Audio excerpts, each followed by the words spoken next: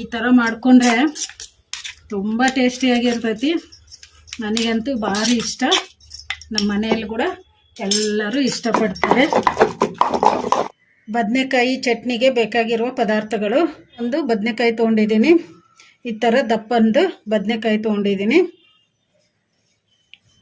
ಒಂದು ಸ್ವಲ್ಪ ಬೆಳ್ಳುಳ್ಳಿ, ಒಂದು ಗಡ್ಡೆಯಷ್ಟು ಬೆಳ್ಳುಳ್ಳಿ ತೊಗೊಂಡು ಸಿಪ್ಪೆ ತೆಗೆದು ಇಟ್ಕೊಂಡಿದ್ದೀನಿ. ಒಂದು ಸ್ವಲ್ಪ ಹುಣಸೆಹಣ್ಣು ಕ್ಲೀನಾಗಿ ತೊಳೆದು ಇಟ್ಕೊಂಡಿದ್ದೀನಿ. ಒಂದು ಸ್ವಲ್ಪ ಹಸಿಮೆಣಸಿನ್ಕಾಯಿನ ಕ್ಲೀನಾಗಿ ತೊಳೆದು ಇಟ್ಕೊಂಡಿದ್ದೀನಿ. ಒಂದು ಸ್ವಲ್ಪ ಎಣ್ಣೆ, ಕೊತ್ತಂಬರಿನ ಕ್ಲೀನಾಗಿ ತೊಳೆದು ಇಟ್ಕೊಂಡಿದ್ದೀನಿ. ರುಚಿಗೆ ಎಷ್ಟು ಬೇಕಷ್ಟು ಉಪ್ಪು. ಈಗ ಬದನೆಕಾಯಿಗೆ ಒಂದು ಸ್ವಲ್ಪ ಎಣ್ಣೆ ಹಚ್ಚಿ ಸ್ಟವ್ ಮೇಲೆ ಇಟ್ಕೊಂಡು ಸುಟ್ಕೊಂಡ್ಬಿಡೋಣ. ಈ ಥರ ಎಣ್ಣೆ ಹಚ್ಕೋಬೇಕು.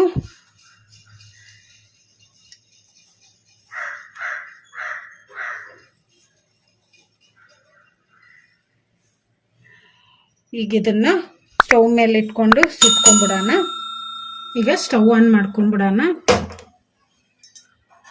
ಎಣ್ಣೆ ಹಚ್ಚಿ ಇಟ್ಕೊಂಡಿದ್ವಲ್ಲ ಬದನೆಕಾಯಿನ ಸ್ಟವ್ ಮೇಲೆ ಇಟ್ಕೊಂಡು ಸುಟ್ಕೊಂಡ್ಬಿಡೋಣ. ಮೀಡಿಯಂ ಫ್ಲೇಮಲ್ಲಿ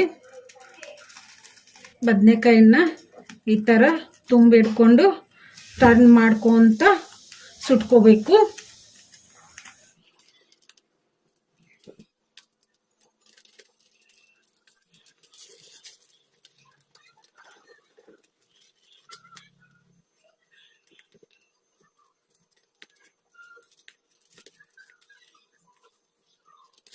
ಬದನೆಕಾಯಿ ಚೆನ್ನಾಗಿ ಬೆಂದಿದೆ.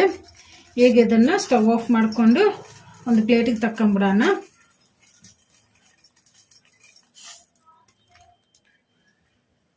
ಈಗ ಈ ಬದನೆಕಾಯಿನ ತಣ್ಣಗಾಗಕ್ಕೆ ಬಿಡೋಣ.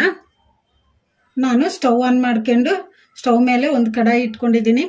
ಕಡಾಯಿಗೆ 1 ಸ್ಪೂನ್ ಅಷ್ಟು ಎಣ್ಣೆ ಹಾಕಿಟ್ಟಿದ್ದೀನಿ. ಎಣ್ಣೆ ಕೂಡ ಬಿಸಿಯಾಗಿದೆ. ಈಗ ಇದಕ್ಕೆ ನಾವು ತೊಳೆದು ಇಟ್ಕೊಂಡಿದ್ವಲ್ಲ ಹಸಿಮೆಣಸಿನ್ಕಾಯಿ, ಈಗ ಇವನ್ನ ಹಾಕಿ ಫ್ರೈ ಮಾಡ್ಕೊಂಬಿಡೋಣ.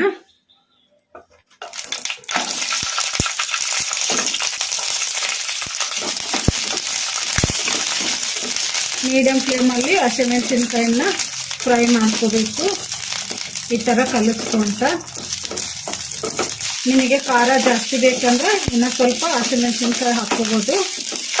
ಹಸಿಮೆಣಸಿನ್ಕಾಯಿ ಕೂಡ ಫ್ರೈ ಆಗಿದಾವಲ್ಲ, ಈಗ ಸ್ಟವ್ ಆಫ್ ಮಾಡಿಕೊಂಡು ತಣ್ಣಗಾಗಕ್ಕೆ ಬಿಡೋಣ. ಬದನೆಕಾಯಿ ತಣ್ಣಗಾಗಿದೆ.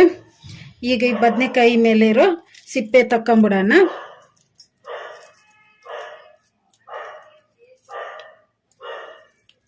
ಈ ಥರ ಸಿಪ್ಪೆ ಎಲ್ಲ ತಕ್ಕೋಬೇಕು.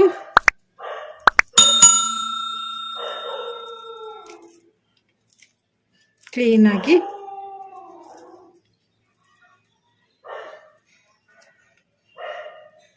ಎಲ್ಲ ತಕ್ಕೊಂಬಿಟ್ಟಿವಲ್ಲ ಕ್ಲೀನಾಗಿ. ಈಗ ತುಂಬು ಕೂಡ ತೆಗೆದು ಬಿಡ್ಬೇಕು.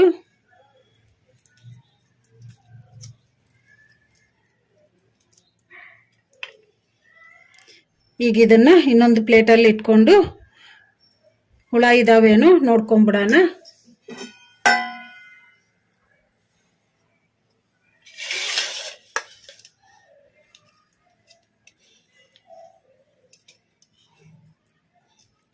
ಈ ಥರ ಚೆಕ್ ಮಾಡ್ಕೋಬೇಕು ಬದನೆಕಾಯಲ್ಲಿ ಹುಳ ಇದಾವೇನೋ.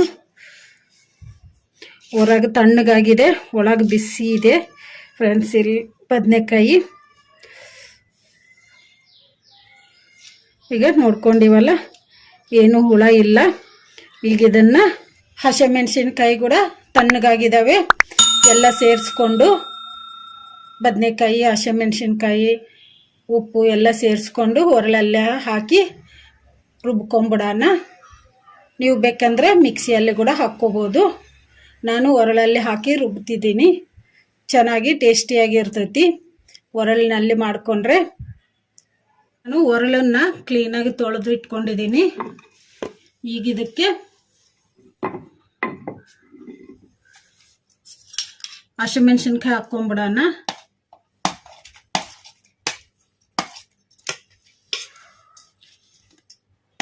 ಹಾಗೇನೆ ಬೆಳ್ಳುಳ್ಳಿ ಹಾಕ್ಕೊಂಬಿಡೋಣ. ಸ್ವಲ್ಪ ಹುಣಸೆಹಣ್ಣು, ಜಾಸ್ತಿ ಹಾಕ್ಕೋಬಾರ್ದು, ಒಂದು ಬೋಟಷ್ಟು ಹುಣಸೆಹಣ್ಣು ಹಾಕ್ಕೋಬೇಕು. ರುಚಿಗೆ ಎಷ್ಟು ಬೇಕಷ್ಟು ಉಪ್ಪು ಹಾಕೋಣ. ನಾನು ಕಲ್ಲುಪ್ಪು ಹಾಕ್ತಿದ್ದೀನಿ.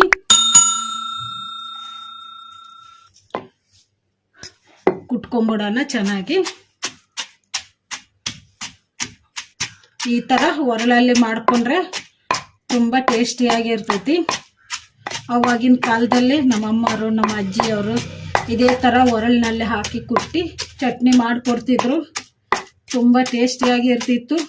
ನಾವು 1-2 ತುತ್ತು ಜಾಸ್ತಿನೇ ಊಟ ಮಾಡ್ತಿದ್ವಿ. ಒಂದು ಸ್ವಲ್ಪ ಮೆತ್ತಗಾಗಿದೆ ಅಲ್ಲ, ಈಗ ಇದಕ್ಕೆ ಕೊತ್ತಂಬರಿ ಹಾಕ್ಕೊಂಬಿಡೋಣ.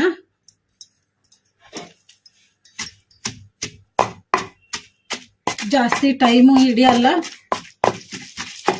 ಈಸಿಯಾಗಿ ಮಾಡ್ಕೋಬೋದು.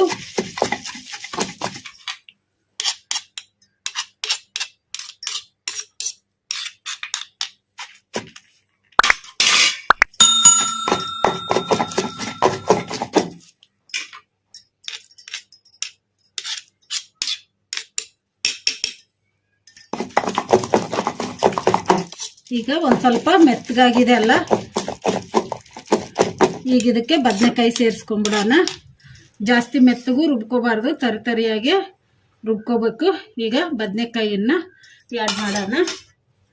ಬದನೆಕಾಯಿಯನ್ನು ಹಾಕ್ಕೊಂಬಿಟ್ಟಿವಲ್ಲ, ಈಗ ಇದನ್ನು ಈ ಥರ ಚೆನ್ನಾಗಿ ಕುಟ್ಟಿ ರುಬ್ಕೋಬೇಕು.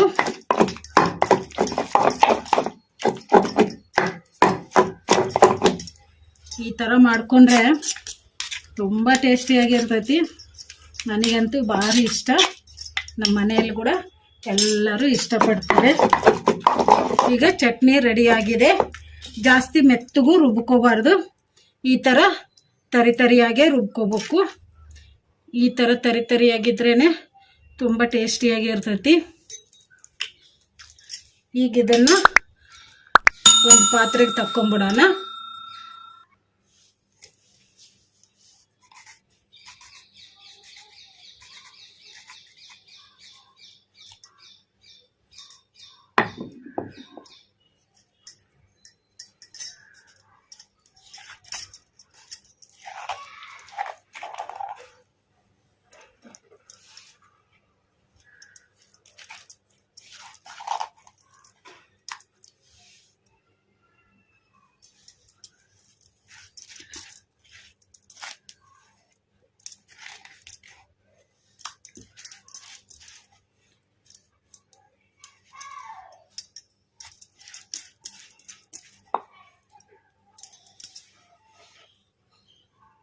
ಒಂದು ಪಾತ್ರೆಗೆ ತಕ್ಕೊಂಬಿಟ್ಟಿವಲ್ಲ, ಚಟ್ನಿಯನ್ನು ರೆಡಿಯಾಗಿದೆ. ಸುಟ್ಟು ಬದನೆಕಾಯಿ ಒರಳಿನ ಚಟ್ನಿ. ಈಗ ಇದನ್ನು ಜೋಳದ ರೊಟ್ಟಿ ಜೊತೆಗಾಗಲಿ, ಅನ್ನದ ಜೊತೆಗೆ ತುಪ್ಪ ಹಾಕ್ಕೊಂಡು ತಿಂದರೆ ತುಂಬ ಟೇಸ್ಟಿಯಾಗಿರುತ್ತೆ. ನೀವು ಟ್ರೈ ಮಾಡಿ. ಜಾಸ್ತಿ ಟೈಮು ಹಿಡಿಯಲ್ಲ, ಈಸಿಯಾಗಿ ಮಾಡ್ಕೋಬೋದು. ಈ ವಿಡಿಯೋ ನಿಮಗೆ ಇಷ್ಟ ಆದರೆ ನನ್ನ ಚಾನಲನ್ನು ಸಬ್ಸ್ಕ್ರೈಬ್ ಮಾಡಿ, ಲೈಕ್ ಮಾಡಿ, ಶೇರ್ ಮಾಡಿ, ಕಮೆಂಟ್ ಮಾಡಿ. ಸಬ್ಸ್ಕ್ರೈಬ್ ಬಟನ್ ಪಕ್ಕ ಬೆಲ್ ಬಟನ್ ಇರುತ್ತೆ, ಅದನ್ನು ಪ್ರೆಸ್ ಮಾಡಿ.